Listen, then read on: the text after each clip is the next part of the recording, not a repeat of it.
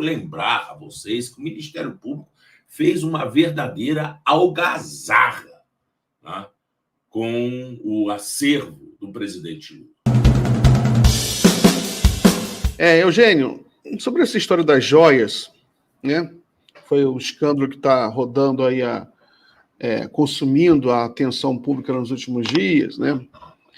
Não preciso nem recontar aqui, todo mundo sabe já, foram encontradas joias na bolsa da comitiva lá do ministro de Minas e Energia, 16,5 milhões em joias em diamantes, teoricamente para Michele Bolsonaro, né, para a primeira-dama, dadas pelo governo da Arábia Saudita. Né? Depois tem joias para o Bolsonaro que passaram. Né? Como você avalia essa história? Você acha que isso aí tem possibilidade de algum tipo de criminalização? Né? O Bolsonaro vai ser ouvido pela Polícia Federal, aparentemente ele até antecipou a viagem para o Brasil para dar um depoimento à Polícia Federal. Como você avalia esse caso? Primeiro que é um descalabro total. Né? É evidente que presentes nesse vulto não são personalíssimos para o presidente da República. Tá? Eles são presentes de Estado. Né? E, como tal, eles pertencem ao acervo federal. Isso não tem dúvida nenhuma. Tá? E você simplesmente querer reter esses bens, e alguns deles foram retidos, esse daí não, porque a Receita Federal foi diligente. Né? Reter isso é peculato, pura e simplesmente, ou seja, é apropriação de coisa pública. Né? Então, no caso daqueles que foram encontrados pela Receita, nós temos aqui uma tentativa, pelo menos, de peculato. Né? Uma peculato é apropriação. Né? E isso merece ter uma investigação policial muito clara, né? Porque não é pouca coisa, nós não estamos falando aqui de uma tampinha de garrafa, não estamos falando de bobagem, nós estamos falando de 16, 17 milhões de reais, né? Que é uma quantia que a grande massa dos brasileiros nunca viu, simplesmente não existe. Tá? É uma quantia expressiva, né? Então, eu acredito que isso tem que ter consequências, com certeza, até para ficar marcado isso. Eu quero lembrar a vocês que o Ministério Público fez uma verdadeira algazarra, né, com o acervo do presidente Lula.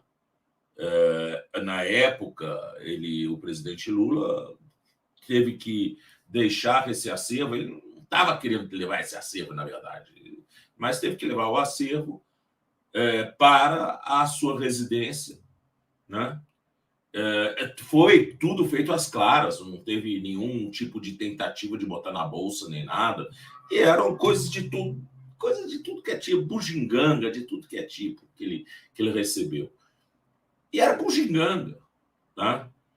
E o Ministério Público foi lá para cima dele. Foi para cima dele primeiro para saber como é que ele estava alugando um apartamento para manter essas bugigangas, porque no apartamento dele não cabia. Então ele queria pegar outro apartamento aí para botar essas coisas lá dentro. Né? Como é que ele estava pagando. Depois foi para cima dizer que ele estava se apropriando. A mesma coisa com a presidenta Dilma. Né? O povo foi todo em cima. A presidenta Dilma é uma pessoa com uma vida super modesta, sabe? Uma pessoa que vive num apartamento pequeno lá em Porto Alegre. O que ela tem de bens foi a mãe dela que deixou alguma coisa, né? Um apartamentinho em Belo Horizonte, outro no Rio de Janeiro. Vive de previdência social, né? Aposentada pela Previdência. Não existe ganhos de ex-presidente da República. Né? Nunca passou pela cabeça da presidenta Dilma receber do partido um aluguel de uma casa num condomínio de classe média alta brasileira. Nunca passou pela cabeça dela. Continua vivendo a vida dela, de pessoa muito simples.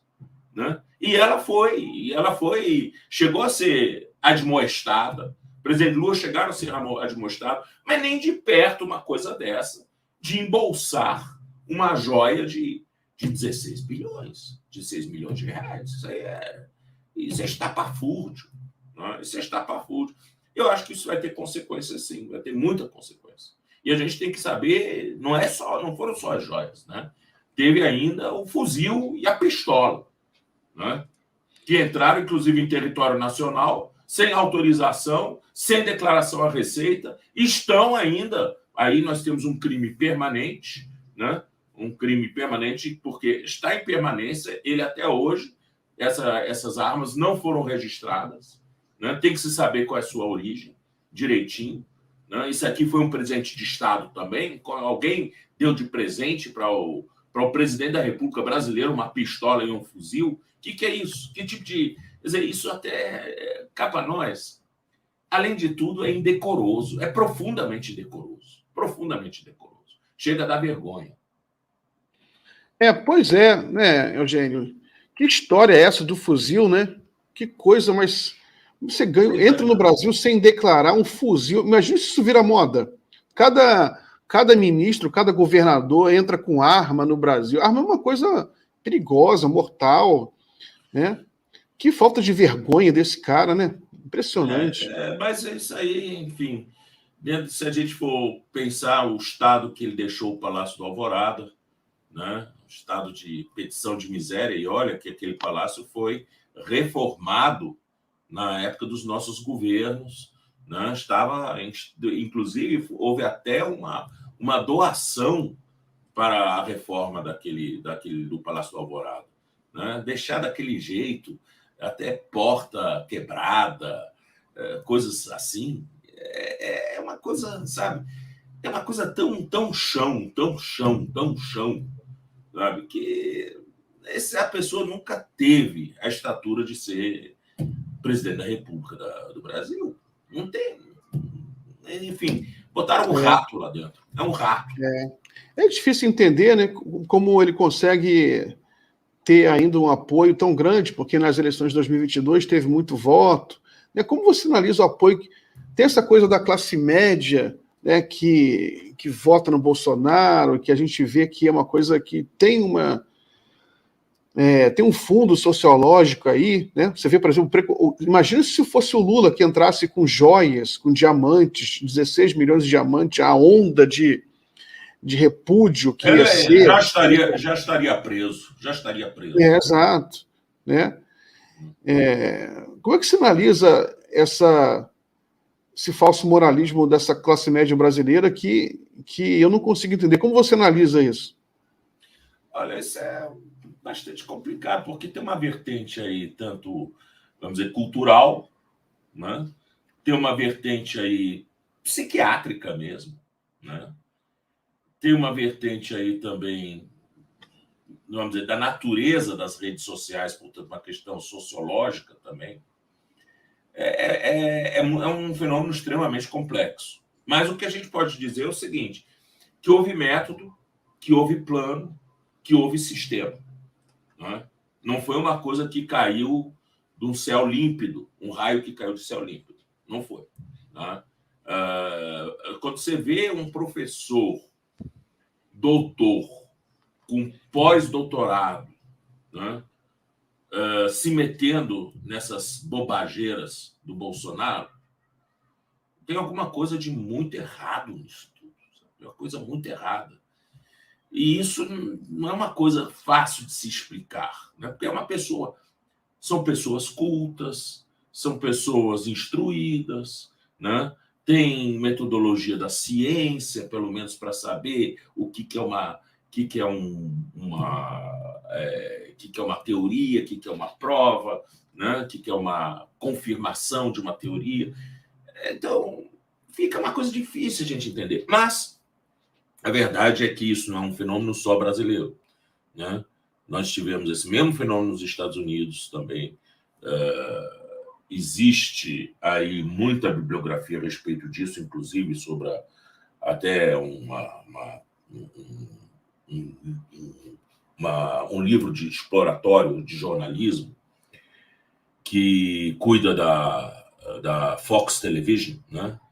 Que também eles viram que eles poderiam ganhar muito mais dinheiro criando noticiário novo, né? Noticiário que não é aquela coisa de todo dia, que aquilo é chato, que as pessoas acabam abandonando para buscar outras fontes na internet.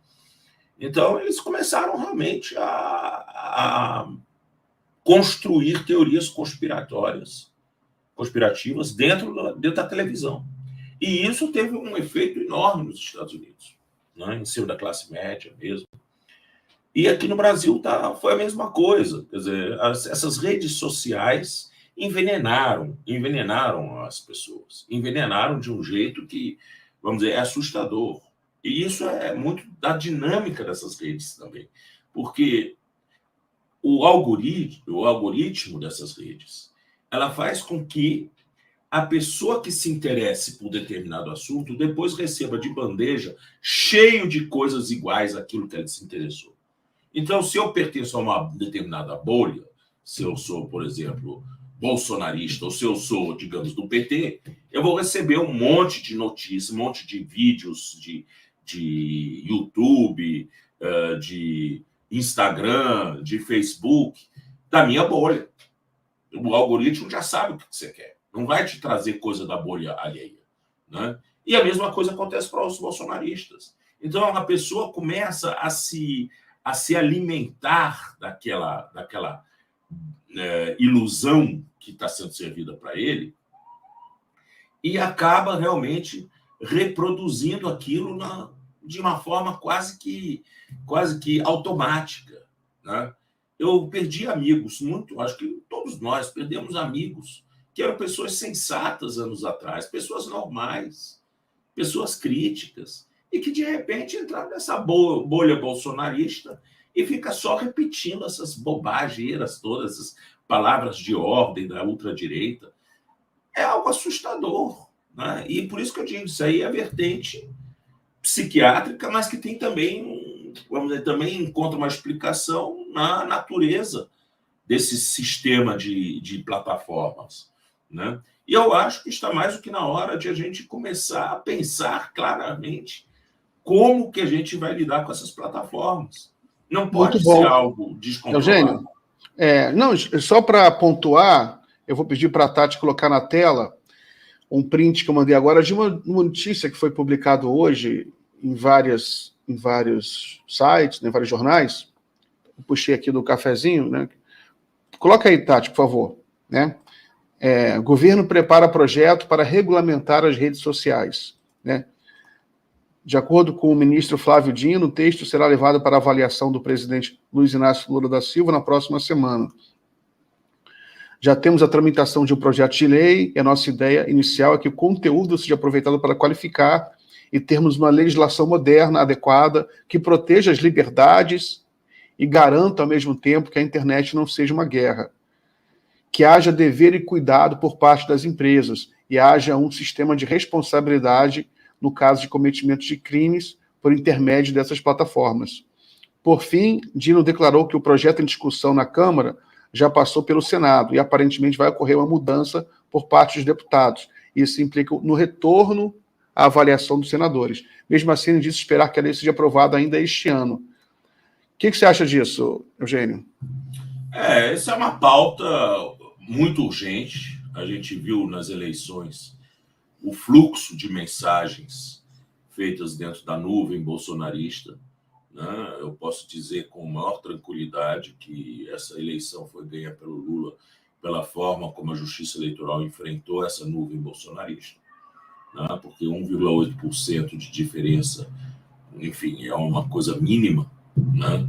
E essa diferença se explica por isso, porque se deixasse as redes bolsonaristas correndo soltas, né, provavelmente Bolsonaro teria vencido essa eleição, né? Então, a gente vê que isso tem implicações muito sérias, né, inclusive na macropolítica.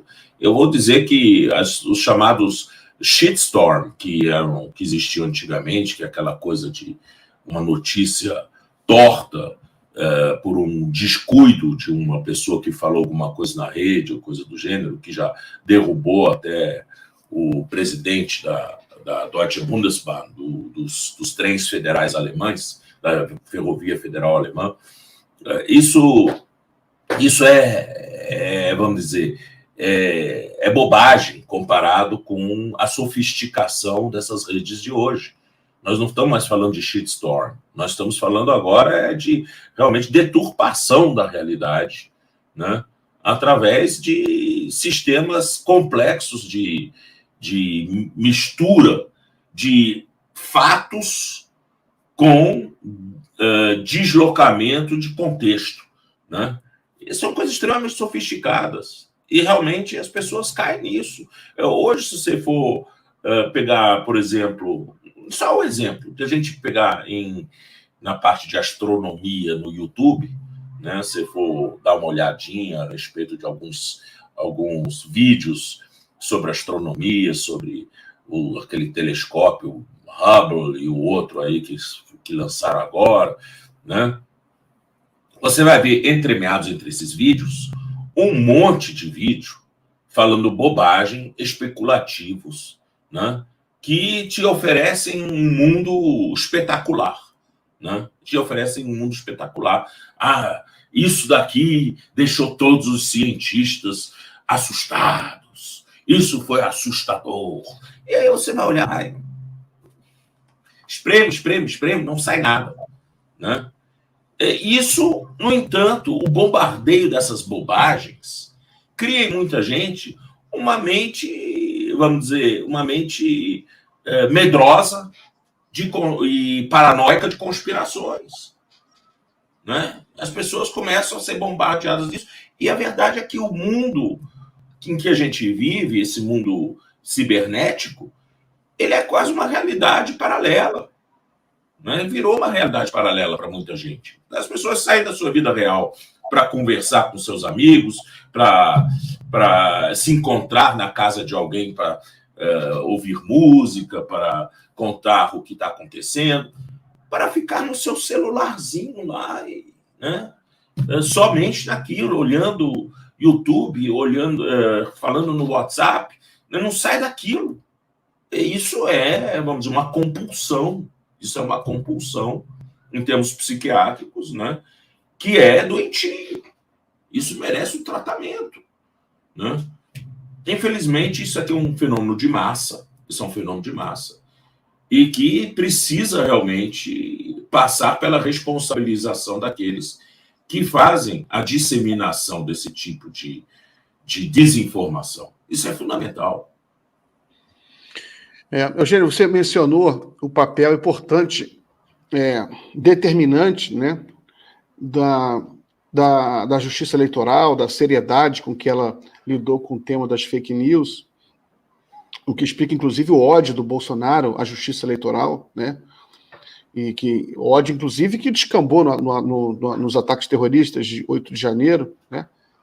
Na sua lembrança, você que foi um dos coordenadores da campanha do Lula nessa área do campo jurídico, né? Ainda mais e nessa área também, quais foram os momentos assim, mais dramáticos que vocês enfrentaram nesse campo das fake news, no campo que você se lembra? Olha, é difícil dizer, né? As coisas mais assustadoras ainda foram na pré-campanha, as ameaças concretas ao presidente Lula, né? Pessoas com fuzis, né? Ameaçando ou fazendo o exercício de tiro em fotografia do presidente Lula, né? Isso é assustador, porque realmente é um perigo real, né? Teve, mas isso é já na pré-campanha, né? Uhum. Na campanha mesmo, né, a gente viu um bombardeio de factoides diuturno, 24 horas por dia, 7 dias por semana.